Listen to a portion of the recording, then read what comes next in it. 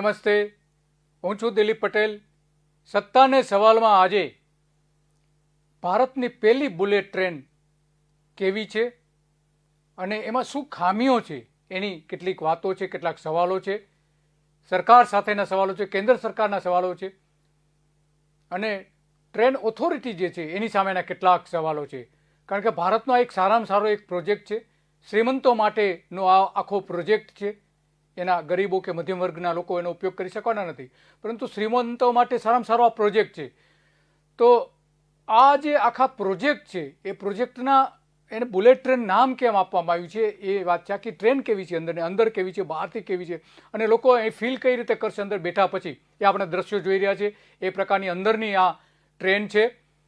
કારણ કે ટ્રેનની અંદર જે છે એ એકદમ આરામદાયક મુસાફરી હશે, એરોડાયનેમિક દેખાવ એનો છે અને ગતિના કારણે એનું નામ બુલેટ ટ્રેન પડ્યું છે. વાસ્તવમાં જાપાનની આ ટ્રેન સેવાનું નામ શિન્કાસેન છે, જેનો મતલબ નવી ટ્રંક લાઇન એવો થાય છે.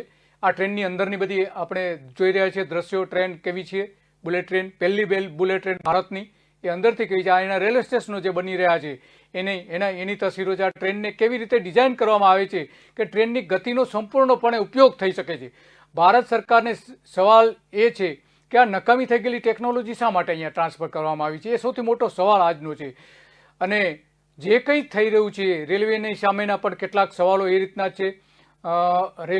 રાજ્ય રેલવે મંત્રી પણ ગુજરાતના છે, સુરતના છે, એને પણ કેટલાક સવાલો છે.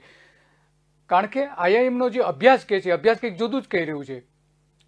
આખરો સવાલ એ છે કે પ્રોજેક્ટને વાયેબલ ન હોવા છતાં શા માટે શ્રીમંતો માટે જ શા માટે એનો ખર્ચ કરવામાં આવી રહ્યો છે. ટ્રેન કોના માટે અને ટ્રેન ગરીબો કે સામાન્ય લોકો માટે કેમ નથી, એ એક સૌથી મોટો સવાલ છે.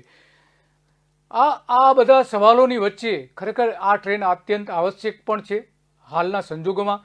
આંતરરાષ્ટ્રીય રેલવે સંઘના કહેવા પ્રમાણે નવા ટ્રેક પર કલાકના 250 કિલોમીટર અને જૂના ટ્રેક પર કલાકના 200 કિલોમીટર સુધી દોડે તો એને હાઈ સ્પીડ ટ્રેન કહી શકાય છે. એના એ સ્ટાન્ડર્ડ જે નક્કી કરેલા છે. હાઈ સ્પીડ ટ્રેનની ઝડપ લાવવા માટે સ્ટાન્ડર્ડ ગેજના ટ્રંકનો પણ ઉપયોગ કરવામાં આવે છે. અને આ ટ્રેન અંદર કેવી છે સૌથી મોટો સવાલ છે. અમદાવાદ મુંબઈ વચ્ચે હાલ 32 ટ્રેનો દોડે છે. 12 સ્ટેશનો પર બુલેટ ટ્રેન 70 ટ્રીપ કરશે. 12 સ્ટેશન આવશે અને 70 ટ્રીપ કરશે. મુસાફરી દરમિયાન કોઈ આંચકાઓ પણ નહીં આવે. કોચના એક્ટિવ સસ્પેન્સ સિસ્ટમ મૂકવામાં આવી છે. બુલેટ ટ્રેનના વિમાન જેવો અનુભવ થઈ શકે છે. આ હાઈ સ્પીડ ટ્રેનની ઝડપ લાવવા માટે સ્ટાન્ડર્ડ ગેજના ટ્રેક પણ બનાવવામાં આવી રહ્યા છે. જોકે રશિયા અને ફિનલેન્ડમાં આ એક અપવાદ છે, ત્યાં આ પ્રકારના ટ્રેક નથી બનાવતા, પણ જાપાનમાં બનાવવામાં આવે છે. મેગલેવ અને સ્પીડનો વર્લ્ડ રેકોર્ડ પણ આ જ રીતે અહીંયા જોવા મળી રહ્યો છે. ખાસ કરીને ગુજરાતમાં અને બીજા જે દેશોમાં જે વર્લ્ડ રેકોર્ડ થયા છે એના ઘણા બધા રેકોર્ડ પણ થયા છે. શિન્કાસેન જે ટ્રેનનો ઉપયોગ જે છે એ વિશ્વના ઘણા બધા દેશોમાં કરવામાં આવે છે. કારણ કે જાપાનની કાવાસાકી હેવી ઇન્ડસ્ટ્રીઝ અને મિત્સુબિશી ઇલેક્ટ્રિક કોર્પોરેશન અને હિટાચી પાસેથી લાયસન્સ દ્વારા મેળવવામાં આવેલી આ ટેકનોલોજી છે. બ્રિટનમાં હાઈ સ્પીડ વન લાઇન માટે જાપાનની શિન્કાસેન તકનિકનો ઉપયોગ કરવામાં આવ્યો છે. અમેરિકામાં જો કે આ બુલેટ ટ્રેન એક પણ નથી, હજુ સુધી નથી બનાવવામાં આવી અમેરિકામાં. કારણ કે અમેરિકાની જે ટ્રાન્સપોર્ટ સિસ્ટમ છે મોટાભાગે પ્રાઇવેટ વ્હીકલ્સ ઉપર વધારે છે અને કારણ કે પોળા રોડ પણ છે ત્યાં અને પૂરો સ્કોપ છે સ્પીડથી વાહનો ચલાવવા માટેનો, પરંતુ એ ભારત અને ઇંગ્લેન્ડમાં એ નથી. અમેરિકામાં એશિયા અને યુરોપની વ્યાખ્યા પ્રમાણે એક પણ હાઈ સ્પીડ ટ્રેન નથી. આ એક બાબત છે. અને જે સરકાર સામેના જે સવાલો છે, સૌથી મોટા સવાલો તો એ છે કે 1 લાખ કરોડના રોકાણમાં 3000 ભાડું જે નક્કી કર્યું છે, તો લગભગ 2.5 લાખ કરોડ રૂપિયાનું રોકાણ થઈ જશે એવી એક શક્યતાઓ છે. તો ભાડું કેટલું હશે સૌથી મોટો સવાલ છે. 8,000 રૂપિયાથી લઈને 10,000 રૂપિયા ભાડું રાખવું પડશે જો પ્રોજેક્ટને વાયેબલ બનાવવું હશે તો. જાપાનની ભલામણના આધારે એનો કોન્ટ્રાક્ટ પણ જે કંપનીઓને આપવામાં આવ્યો છે, જાપાને ભલામણ કરી છે કે આ કંપનીને તમે પ્રોજેક્ટ આપો. રેલને સવાલ પણ એટલા માટે જ એટલા મોટા સવાલો પણ એને છે. આઈઆઈએમે એક જે સર્વે કરેલો હતો, અભ્યાસ કરેલો હતો કે એમાં રોજના 1 લાખ મુસાફરો હોય તો જ આનું વળતર મળી શકશે. અને 1 લાખનું વળતર હોય અને 1 લાખ મુસાફરો, 1 લાખ કરોડનું વળતર રોકાણ અને 1 લાખ મુસાફરો હોય તો જ પૂરતું વળતર મળી શકે છે. આ ટ્રેન જે છે એના કારણે એની સામે સવાલ, ચારે બાજુ સવાલો તો ઊભા થયા છે, કારણ કે ચીનમાં 600 કિલોમીટરની ઝડપે ટ્રેન દોડતી હોય એવી ટ્રેકો નખાઈ ગઈ છે, ચાલુ પણ થઈ ગઈ છે. અને હવે ચીનનો પ્રયોગ એવો છે કે 1200 કિલોમીટરની ઝડપે, 1 કલાકમાં 1200 કિલોમીટર ઝડપે ચાલી શકે એ પ્રકારના પણ હવે પ્રયોગો ત્યાં ચાલુ કર્યા છે. તો ભારતમાં 300 કિલોમીટરની ઝડપવાળી ટ્રેન કેમ પસંદ કરવામાં આવી, એ સૌથી મોટો સવાલ છે. અને નવી ટેકનોલોજી અત્યારે દુનિયામાં છે, મેગ્નેટિક ટેકનોલોજી, તો એનો ઉપયોગ કરવાના બદલે શા માટે આ ટ્રેક આધારિત ટેકનોલોજી ઉપયોગમાં કરવામાં આવી છે, એ સૌથી મોટો સવાલ છે આની માટેનો. આ જે ટ્રેન દોડે છે એ ટ્રેન ઇલેક્ટ્રિસિટી પુરવઠાના આધારે, ઈંધણના આધારે ચાલે છે. જાપાની ફાઇનાન્સ કંપની જીકા દ્વારા એને રોકાણ કરવામાં આવ્યું છે. આ ટ્રેન ખરેખર પ્રોજેક્ટ એક સારામાં સારો પ્રોજેક્ટ છે ભારત માટે, ગુજરાત માટે અને મુંબઈ માટે પણ ખાસ. 2019માં બુલેટ ટ્રેન પ્રોજેક્ટનું બાંધકામ શરૂ થવાનું હતું, જે 2020માં પૂરો થઈ જવાનો હતો, મોટાભાગનું કામ થઈ જવાનું હતું, અને 22માં તો એ ચાલુ થઈ જવાનું હતું. હવે 2017માં આનું જે ખાતમુહૂર્ત કરવામાં આવ્યું હતું, અને મનમોહન સિંહની સરકારે 2030માં આ પ્રોજેક્ટ પૂરો કરવાની ધારણા વ્યક્ત કરી હતી. ટનલમાંથી આખી ટ્રેન પણ કેટલાક 12 કિલોમીટર જેવું ટનલમાંથી પણ પસાર થશે, દરિયાની નીચેથી પણ પસાર થશે. અને બુલેટ ટ્રેન જે બનાવવામાં આવશે એ આખી એર ટાઈટ બુલેટ ટ્રેન હશે, કે જેથી કરીને કાનની અંદર દુખાવો ન થઈ શકે. કારણ કે જ્યારે સ્પીડ આવતી હોય છે અને ટનલમાંથી જ્યારે ટ્રેન પસાર થતી હોય છે ત્યારે અંદરનું જે હવામાનનું જે દબાણ છે અને બહારનું દબાણ અલગ અલગ થઈ જતું હોય છે. એટલા માટે હવાનું જે દબાણ છે એ સૌથી મહત્વનું બની જતું હોય છે. હાઈ સ્પીડના કારણે કાનના પડદાઓને અસર થતી હોય છે. આ ડબ્બાની અંદર કંપન કે અવાજ આમાં નહીં થાય, કાન પર કોઈ દબાણ ન આવે એવી ટેકનિક આમાં વિકસાવવામાં આવી છે. સ્પષ્ટપણે ટનલમાં પ્રવેશે છે ત્યારે ડબ્બાને દબાણ વધી જાય છે, અંદર અને બહાર હવાના દબાણથી કાનમાં દુખાવો થતો હોય છે, જે આમાં નહીં થાય. હાઈ સ્પીડ ડબ્બાની અંદર અને કંપનનો જે અવાજ છે, અવાજનો પ્રોબ્લેમ પણ નહીં રહે, અને લોકો પ્લેનમાં મુસાફરી કરતા હોય એ પ્રકારનો અનુભવ કરશે. ટનલમાં જે પ્રવેશ છે ત્યારે કાનનો દુખાવો પણ નહીં થઈ શકે, નહીં થાય. ને તમામ કોચમાં એક્ટિવ સસ્પેન્સ સિસ્ટમ લગાવવામાં આવી છે. વાહનના સ્ટ્રક્ચરની હિલચાલને નિયંત્રિત કરે એવી ટેકનોલોજી પણ છે અંદર. આ પ્રકારની સુવિધાઓ હાઈ સ્પીડ રેલ મુસાફરી દરમિયાન મુસાફરોના આરામમાં વધારો કરે છે. ટ્રેનની અંદર ઓછામાં ઓછો અવાજ આવે એ પ્રકારનો આની રચના પણ કરવામાં આવી છે. બુલેટ ટ્રેનના 3 અલગ અલગ વિભાગો છે, જેમાં ફર્સ્ટ ક્લાસ, બિઝનેસ ક્લાસ અને સ્ટાન્ડર્ડ ક્લાસ. જે રીતે પ્લેનમાં છે એ જ રીતનો તમામ વર્ગના બેઠકોની ડિઝાઇન એવી હશે કે જે મુસાફરને આરામ માટે પગની પૂરતી જગ્યા મળી રહેશે, અને પૂરતી સીટની જે વ્યવસ્થા છે પૂરતી રહેશે. પેસેન્જરને એરક્રાફ્ટની જેમ LED lighting, overhead baggage racks, seat tilt અને ફર્સ્ટ ક્લાસ અને બિઝનેસ ક્લાસની રીડિંગ લેમ્પની પણ વ્યવસ્થા કરવામાં આવશે. લેપટોપથી લઈને બધા ચાર્જિંગથી લઈને ઘણી બધી સુવિધાઓ અંદર મૂકવામાં આવશે. 90,000થી વધુ પ્રત્યક્ષ અને પરોક્ષ રીતે આના કારણે રોજગારી પણ મળશે. આ એક સૌથી મોટો બેનિફિટ મળશે ગુજરાતને. મુંબઈ અમદાવાદ રૂટનો ઉપયોગ રોજ 18,000 પેસેન્જર કરશે એવું અનુમાન છે. તે વધીને 52,000 સુધી લઈ જવામાં આવશે. શરૂઆતમાં 18,000 હશે. જાપાનમાં ટોક્યો અને ઓસાકા વચ્ચે આશરે આટલું જ અંતર છે, અને લગભગ એનું ભાડું જે અત્યારે ભાડું છે એ જે અંતર છે લગભગ 550 કિલોમીટર છે. જે આ અમદાવાદ મુંબઈ વચ્ચે જે ટ્રેન શરૂ થઈ રહી છે, એનું કામ ચાલુ થઈ ગયું છે, એનું ભાડું જે અત્યારે 3,000 નક્કી કરેલું છે. પણ જાપાનમાં આ જ સેમ રૂટ ઉપર અત્યારે 8,500 જેટલું ભાડું છે, એને 8,500. એટલે જ્યારે ભારતમાં આ ટ્રેન ચાલુ થશે ત્યારે એવું પણ એક અનુમાન છે કે 10,000 રૂપિયા વન ટાઈમનું ભાડું હશે. આ ટ્રેનના જે 18 સિનાકેસ બુલેટ ટ્રેન જે આવવાની છે, 18 ટ્રેન આવવાની છે કુલ બધી થઈને, એમાં 7,000 કરોડ રૂપિયા જાપાનને એનો કોન્ટ્રાક્ટ આપી દેવામાં આવ્યો છે. 7,000 કરોડ રૂપિયાનો.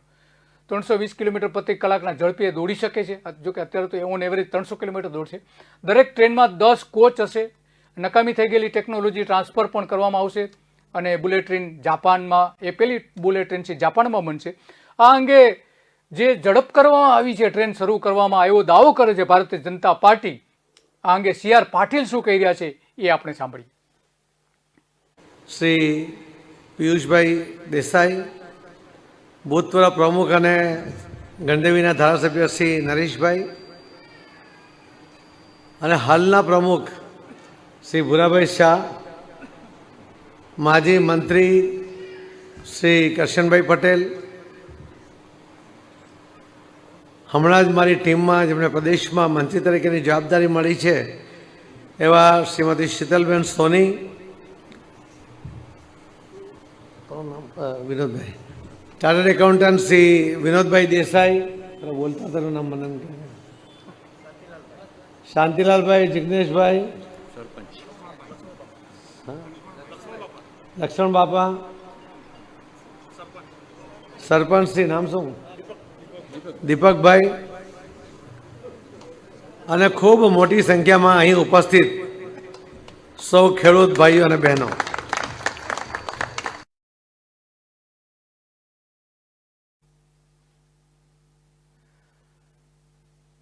પહેલાં તો આ જે બુલેટ ટ્રેન છે સરફેસ ઉપર અત્યારની જે ટ્રેન દોડે છે આપણી એ જ પ્રકારે દોડાવવાની હતી, પરંતુ પછી અંડરપાસ તૈયાર કરવા પડ્યા હતા લોકોને આવવા જવા માટેના, અને જે અત્યારની ટ્રેન છે ટ્રેનને ક્રોસ કરવા માટેના બ્રિજીસ બનાવવાના હતા.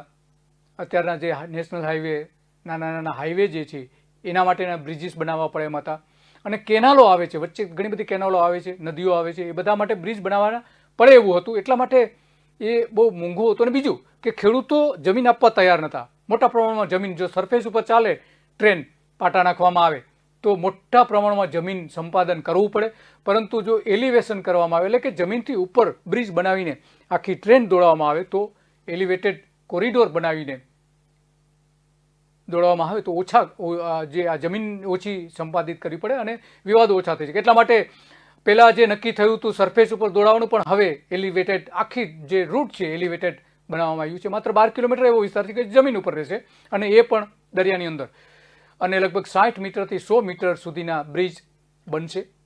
60 મીટરથી 100 મીટર સુધીના બ્રિજ, એક પિલરથી બીજા પિલર સુધી. 24 નદીઓ પાર કરવામાં આવી રહી છે, એના પર બ્રિજીસ બનાવવાનું કામ ચાલુ થઈ ગયું છે, અને 30 રોડ ઉપર પણ એ મોટા બ્રિજ બનાવવા પડશે. અને કેવા છે કોચ એ સૌથી મોટો બની જાય છે, કારણ કે આ ટ્રેન આના ઉપરથી પસાર થવાની છે. ટ્રેનના કોચ પણ જાપાનમાં બની રહ્યા છે. સ્ટ્રક્ચરનો હિલચાલની નિયંત્રિત કરશે, મુસાફરોના આરામદાયક વધારો કરશે, મુસાફરોના બુલેટ ટ્રેનની અંદર ઓછો અવાજ આવશે, બુલેટ ટ્રેનને એરટાઇટ કરવામાં આવશે, ટ્રેનના જે દરેક ડબ્બા છે એને એરટાઇટ કરવામાં આવશે, અને 3 વિભાગો હશે, ફર્સ્ટ, બિઝનેસ અને સ્ટાન્ડર્ડ ક્લાસના 3 અલગ અલગ ક્લાસીસ હશે, એના ક્લાસ હશે, અલગ અલગ ટિકિટો હશે, અને 7 કિલોમીટર દરિયાની અંદર અને 21 કિલોમીટરની ટનલ રહેશે. 2 થાંભલાઓ વચ્ચે 19 સેગમેન્ટ છે, જે બધા સેગમેન્ટ જોડીને સ્પેન બનાવવામાં આવશે. પહેલો સેગમેન્ટ સુરત અને નવસારી વચ્ચે ઓલમોસ્ટ બની ગયો છે, ત્યાં પહેલો સેગમેન્ટ ત્યાં બનાવવામાં આવ્યો છે. સેગમેન્ટની લંબાઈ 11.90 થી 12.4 મીટરનો એક સેગમેન્ટ હોય છે, અને પહોળાઈ લગભગ 2.1 થી 2.5 મીટર જેટલી છે. ઊંડાઈ, જે પાયાની જે ઊંડાઈ છે એ 3.4 મીટર સુધી લેવામાં આવી છે. તેનું એક દરેક પિલરનું જે વજન છે 60 મેટ્રિક ટન જેટલું વજન પણ છે. 1600 ઇલેક્ટ્રિકની જે લાઈનો હતી એને બાયપાસ કરવામાં આવી છે, અને લગભગ 150 જેટલી લાઈનો તો એવી છે કે જે હાઈ વોલ્ટેજની લાઈનો હતી. ઉપરાંત આ બધામાં ઓએનજીસીના તેલના કૂવાઓ પણ આવે છે, લગભગ 5 તેલના કૂવાઓ જે વચ્ચે રસ્તામાં આવે છે, એમાં 3 કૂવા તો સંપૂર્ણપણે બંધ કરી દેવામાં આવ્યા છે, ઉત્પાદન જ બંધ કરી દીધું છે, અને 2 જે કૂવાઓ છે એનું બિલ્ડિંગથી અલગ અલગના રિલોકેટ પણ કરવામાં આવ્યું છે. રેલવે ક્રોસિંગ, ડીએચએસી અને track, state highway, express way અને નેશનલ હાઈવે પણ આમાંથી પાસ થશે, એના ઉપરથી પાસ થશે. લગભગ 508.17 કિલોમીટરનો આ માર્ગ છે, એમાં 155 કિલોમીટરનો રેલ માર્ગ મહારાષ્ટ્રમાંથી પસાર થાય છે, 155 કિલોમીટર. અને આ સમગ્ર જે રૂટ છે એમાં 21 કિલોમીટર જમીન ઉપર અને જમીનની અંદર બની રહ્યો છે. બાકીનો જે ટ્રેક છે એ એલિવેટેડ જમીન ઉપર છે, પુલ બનાવીને પુલ ઉપર જ આખી ટ્રેન ચાલવાની છે. જાપાન સરકાર રૂપિયા 88,000 કરોડની લોન મંજૂર કરી છે, અને લગભગ 0.01% દરે એનું વ્યાજ લેશે. 14-15ના અંદાજિત પ્રમાણે પ્રોજેક્ટનો ખર્ચ જે છે લગભગ 98,000 કરોડ રૂપિયા થતો હતો, અને 2019માં પ્રોજેક્ટની કિંમત રૂપિયા 1.8 લાખ કરોડ અને 8 લાખ કરોડ હતી, અને હવે તે લગભગ 2 લાખ કરોડની આસપાસ થઈ ગઈ છે 2021-22 સુધીમાં. અને તેનું ભાડું 4,000 થી 5,000 હોઈ શકે છે, કારણ કે અત્યારના પ્રમાણે જોતા એનું એટલું ભાડું હોઈ શકે છે. આ અંગે આપણે જોઈએ કે કયા પ્રકારની આખી વ્યવસ્થા છે, શું વ્યવસ્થા છે, એ નરેન્દ્ર મોદીએ જે કહ્યું હતું કે કેટલું રોકાણ થશે અને શું થશે, અને ટ્રેન માટે એમણે જે પ્રયોગો કરેલા, વાક્ય પ્રયોગો કર્યા હતા, એ નરેન્દ્ર મોદીને પહેલા આપણે સાંભળીએ. हम छोटा छोटा करेंगे तो नहीं होगा जी, बहुत बड़ी मात्रा में सोचना चाहिए, बहुत विशाल फलक, बड़े कैनवास पे सोचना चाहिए. ये हम क्या करते हैं, 0.1% आगे जाएंगे, 0.2%, उसी में कभी तो आएंगे 0.001% जाए, यही इससे नहीं होता है जी. बहुत बड़ा सोचना चाहिए और देखना, बहुत बड़ा सोचते हैं. मैंने एक दिन प्रधानमंत्री से मेरी बात हो रही थी, मैंने कहा देखिए साहब, आखिरकार पूरे चीन की चर्चा कहीं नहीं हो रही है. वो भी दिखाते हैं दुनिया को तो शंघाई ही दिखाते हैं, पूरा चाइना थोड़ा दिखाते हैं.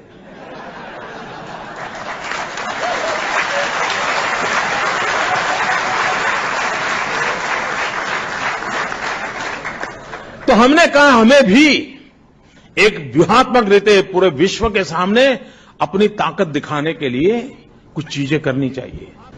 तो मैंने प्रधानमंत्री ने कहा साहब एक छोटा सा काम कर दीजिए, Ahmedabad Mumbai high speed bullet train चालू करवाइए. उससे क्या, मैंने कहा दुनिया को हमारी ताकत का परिचय होगा.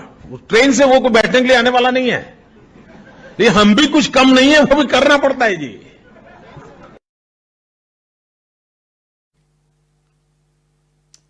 નરેન્દ્ર મોદી તો સ્પષ્ટપણે કહે છે કે આપણી તાકાત બતાવવા માટે આ ટ્રેન આપણે શરૂ કરીએ છીએ, આમાં કોઈ બેસવા આવવાનું નથી, એવું પણ બોલે છે. અને જાપાન સરકારે જે ભલામણ કરી હતી એવા કેટલાક કોન્ટ્રાક્ટ પણ જાપાન સરકારના ભલામણના આધારે આપવામાં આવ્યા છે, જેનું કેટલાકના તો ટેન્ડર પણ ઇસ્યુ નથી કર્યા.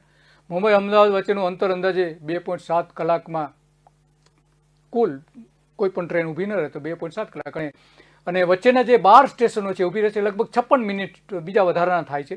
પ્રતિ ટ્રેન માત્ર 750 પેસેન્જર લઈ જઈ શકશે, તે પછીની ક્ષમતા વધારીને 1250 પેસેન્જરની એક ટ્રેનની કરવામાં આવે એવું પણ પ્લાનિંગ થઈ ગયું છે. અને દર 20 મિનિટે એક ટ્રેન ઉપડશે, દર 20 મિનિટે એક ટ્રેન ઉપડશે. ભારતીય રેલની national high speed rail corporation દૈનિક બુલેટ ટ્રેનના 70 ખેપ કરશે, અને લગભગ રોજના જ્યારે ફૂલ ફ્લેજમાં આખી ટ્રેન ચાલુ થઈ જશે ત્યારે લગભગ 52,000 મુસાફરોની ક્ષમતા એના વહન માટેની હશે. જોકે IIM દ્વારા એક અભ્યાસ કરવામાં આવ્યો હતો, અને એ અભ્યાસમાં 1 લાખ પેસેન્જર જો મળે, મુસાફરો મળે, તો જ આ વાયેબલ બનશે પ્રોજેક્ટ, એવું એમણે કહ્યું હતું. પરંતુ અત્યારે તો 52,000 ગણવામાં આવી રહ્યા છે, 52,000 પેસેન્જર સરકાર પોતે કહી રહી છે. મુંબઈથી 2 કલાક અને 58 મિનિટમાં અમદાવાદ આવી પહોંચશે.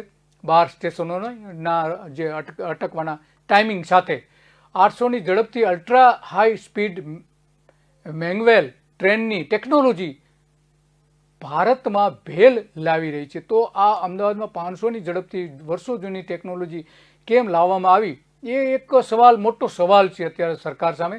કારણ કે અલ્ટ્રા હાઈ સ્પીડ મેગવેલ ટ્રેનને ભારતમાં લાવવા માટે Bharat heavy electricals limited company, જે ભારત સરકારની પોતાની છે, એની સાથેના MOU કર્યા હતા, જોડાણ પણ કરેલું હતું. અને જાપાનની સિન્કાસિસ જે ટેકનોલોજી છે, એ ટેકનોલોજી શા માટે લેવામાં આવી, એ સૌથી મોટો સવાલ અત્યારે પૂછવામાં આવી રહ્યો. આ ટેકનિક શું છે અને ટેકનિક શા માટે આ લાવવામાં આવી રહી છે, સૌથી મોટો પ્રશ્ન આવે છે. કારણ કે ચીનમાં પણ અત્યારે 600 કિલોમીટરની ઝડપે ટ્રેનો દોડી રહી છે, તો એ ટેકનોલોજી કેમ ના લાવવામાં આવી, એક સૌથી મોટો સવાલ અત્યારે સરકાર સામે પૂછાઈ રહ્યો છે. બુલેટ ટ્રેનની ટેકનોલોજી પાછળ 2 લાખ કરોડ શા માટે ખર્ચવામાં આવી રહ્યા છે, એ સૌથી મોટો સવાલ છે અત્યારે. ચીનની પ્રોટોટાઇપ મેગ્નેટિક લેવિલેશન ટ્રેન તૈયાર છે, ચુંબકીય લેવિટેશન જે કહેવામાં આવે છે, શક્તિના આધારે એ દોડે છે, અને ટ્રેક પર 350 કિલોમીટરથી 600 કિલોમીટર સુધી એનું એ દોડી શકે છે, અને લગભગ 1000 કિલોમીટરની ઝડપ લઈ શકાય છે. એવા પ્રયોગો પણ થઈ રહ્યા છે. આ બધાની વચ્ચે એ મોટા સવાલો પણ છે સરકાર સામે. બુલેટ ટ્રેનના લગભગ 508 કિલોમીટરના કોરિડોરમાં 155 કિલોમીટર લાંબો કોરિડોર મહારાષ્ટ્રમાંથી પસાર થાય છે, અને ગુજરાતમાંથી 348.04 કિલોમીટર, અને દાદરા નગર હવેલીમાંથી 4.3 કિલોમીટરનો વિસ્તાર પસાર થાય છે.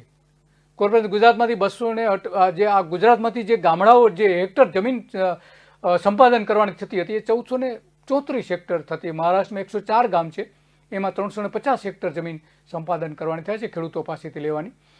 આમ જે છે એને શરૂઆતમાં 200 કરોડ રૂપિયાનું વળતર ચૂકવવામાં આવશે એવું કૌશિક પટેલે અગાઉ કહ્યું હતું, પણ પછીથી એ વળતર વધારીને લગભગ 7,000 કરોડ રૂપિયા થઈ ગયું છે અને 5,000 ખેડૂતો આ સામે લડતા હતા, સતત લડતા રહ્યા છે.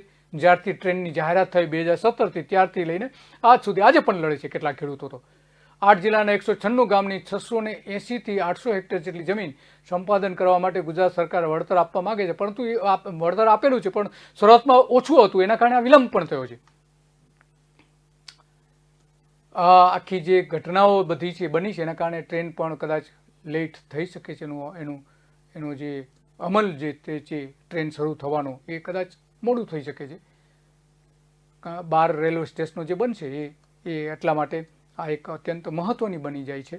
અને એટલા માટે જે કંઈ થાય છે એમાં સૌથી મોટી વાત એ છે કે જ્યાં આ ટ્રેનો બની છે ત્યાં શહેરનો જે જીડીપી છે એ લગભગ 3% જેટલો વધારો થયો છે જ્યાં જ્યાં બની છે. એવો આ જે ટ્રેન છે ટ્રેનની કંપની દ્વારા અભ્યાસ કરવામાં આવ્યો હતો. જ્યાં જ્યાં એને ટ્રેન શરૂ કરી છે bullet train, high speed train, ત્યાં 3% જેટલો એ જે તે શહેરનો જીડીપી વધે છે. અને જે સરકારની આવક છે, શહેરોની આવક છે, એ લગભગ 155%નો એમાં વધારો પણ થયો છે. ટ્રેનો પરંપરાગત રેલ અથવા માર્ગ પરિવહનની તુલનામાં લગભગ 70% જેટલો સમય પણ બચે છે. આ આખી જે સ્ટડી થયો હતો એ સ્ટડી જો પ્રમાણે થાય તો અમદાવાદથી લઈને જે આ 12 સ્ટેશનો છે, જે 12 શહેરો છે, એને મોટો ફાયદો થશે, આવક વધશે. વિશ્વની બાકીની જે બુલેટ ટ્રેનો છે એની ઝડપ પણ અલગ અલગ પ્રકારની છે. જાપાનમાં વેગવેલ ટ્રેન પણ છે જેમાં 600 કિલોમીટરની કલાકની મહત્તમ ઝડપ હાંસલ કરી હતી. 600 કિલોમીટર તો ચાલે જ છે, આપણે અહીંયા 300 કિલોમીટર છે. એ જ રીતે બીજા બધા દેશોમાં ટોક્યો નાગે વચ્ચે 286 કિલોમીટરની યાત્રામાં 40 મિનિટમાં એને પૂરી કરી હતી.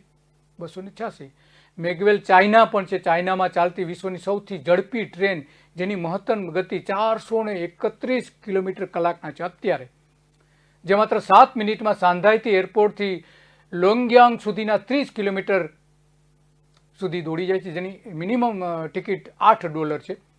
પછી હાર્મની એક ટ્રેન જે છે નવી બુલેટ ટ્રેન પ્રકારની જે છે હાઈ સ્પીડ ટ્રેન, સાંધાઈથી નેનજિંગને કનેક્ટ કરે છે. આની મેક્સિમમ સ્પીડ જે છે વધુ જે સ્પીડ છે 380 કિલોમીટર છે કલાકના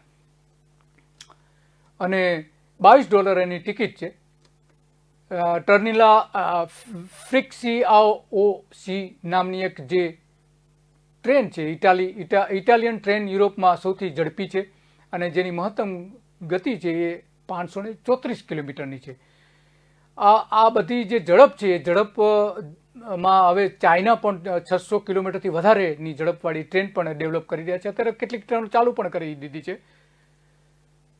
આ બધાની વચ્ચે જે કંઈ થાય છે એમાં આનો પડઘો એક ગુજરાત વિધાનસભામાં પણ અગાઉ પડ્યો હતો અને એ વિધાનસભામાં અપક્ષ ધારાસભ્ય જિગ્નેશ મેવાણીએ કેટલાક પ્રશ્નો ઊભા કર્યા હતા. એના શું પ્રશ્નો હતા એ આપણે એક સાંભળીએ. માનનીય અધ્યક્ષશ્રી, ગુજરાતની એક ઇમેજ ગુજરાતની બહાર એક કોર્પોરેટ લૂંટનો અડ્ડો બની ગયો એ પ્રકારની ઊભી થઈ ગઈ. એટલા માટે આ અડ્ડો શબ્દ કાઢી નાખવામાં આવે છે. અને મુંબઈના વસઈના નાલા સોપારામાં થોડા દિવસ પહેલા બુલેટ ટ્રેનની વિરુદ્ધમાં ખેડૂતોના ડેમોન્સ્ટ્રેશનમાં ગયો હતો. મહારાષ્ટ્રના 38,000 ખેડૂતોએ સહી કરી છે. ટ્રેન જોઈતી નથી. ગુજરાત અને મહારાષ્ટ્ર બંનેને ખેડૂતો પ્રોજેક્ટ આવે. ગુજરાત અને મહારાષ્ટ્રના ખેડૂતો નથી ઈચ્છતા કે એમની મરજીની વિરુદ્ધ જમીનો જૂટવીને બુલેટ ટ્રેન લાવવામાં આવે.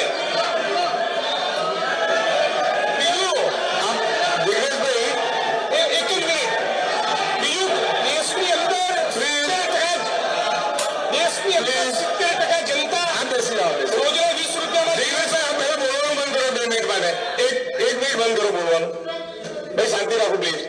તમારો પ્રશ્ન સીધો પૂછો ને. મારો સીધો પ્રશ્ન એ છે કે ગુજરાત અને મહારાષ્ટ્રના બંને ખેડૂતો એક સાથે કહેતા હોય, બંને એક મિનિટ બંને પૂછો તો પહેલા આપણે કહેતા હોય કે મારે બુલેટ ટ્રેનનો પ્રોજેક્ટ નથી જોઈતો તો એમની મરજીની વિરુદ્ધ જમીનો કેમ જૂટવામાં આવે છે? એક. અને બીજું કે આ દેશમાં 70% લોકો રોજના 20 રૂપિયામાં સર્વાઈવ કરે છે. કયો માણસ બુલેટ ટ્રેનમાં બેસવાનો છે? આપણી એસટીના ઠેકાણા નથી ગુજરાતમાં.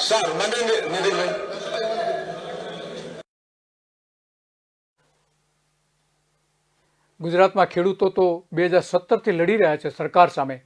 અહીંયા વિધાનસભામાં પણ ધારાસભ્યને એને પોતાનો જે અવાજ રજૂ કરવાનો હોય છે બુલેટ ટ્રેનના સંદર્ભમાં, જિગ્નેશ મેવાણીને બોલવા નથી દેતા. બીજા ધારાસભ્ય જે હોય છે એને બોલવા નથી દેતા અને અવાજ કરે છે. તો ખેડૂતોને કેવી હાલત થઈ હશે એ સૌથી મોટો સવાલ છે આ સરકાર સામે.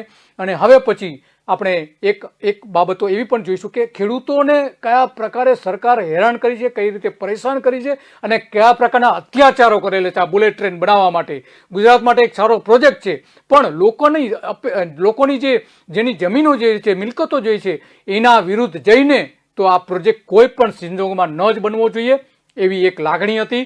અને એ લાગણીમાં ખેડૂતોનો વિજય થયો છે. 5000 ખેડૂતો એની સામે લડ્યા છે સરકાર સામે 2017થી લઈને આજ સુધી. આજે પણ કેટલાક ખેડૂતો લડી રહ્યા છે. તો આ હવે પછી આપણે જોઈશું. નમસ્તે.